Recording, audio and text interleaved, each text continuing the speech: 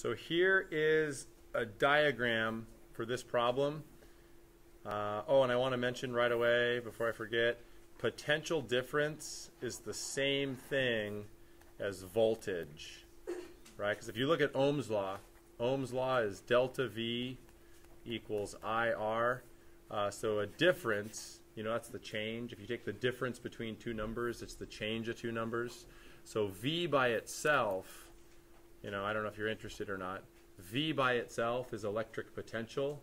If you take the difference between two potentials, that's called potential difference, which is voltage. All right, potential difference is voltage. So here's a diagram.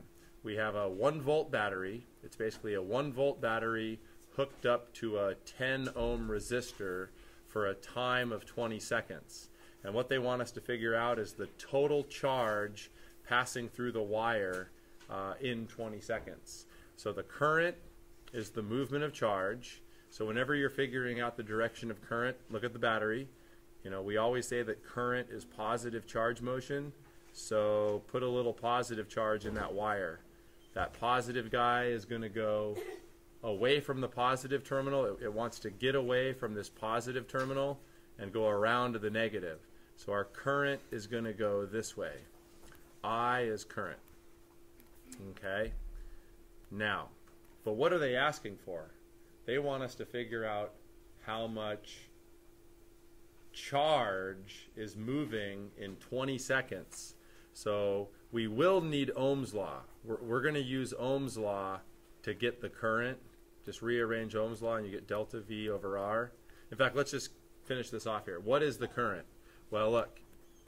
So we rearrange Ohm's law. I is delta V over R. How much resistance do we have here? 10. And then it's 10 ohms. And then how many volts are across that resistor? Well, if this is a 1-volt battery, if it's a 1-volt battery, what we're saying is, because that's a delta V, right? That's a delta V.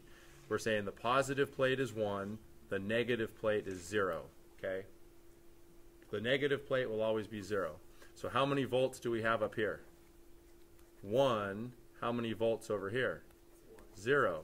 Because the only time you're going to change volts, the only time you're going to have a change of volts, or what we call a potential difference, is when you cross a battery or cross a resistor, right? So we have 1 volt here, 1 volt here, 1 volt, 1 volt.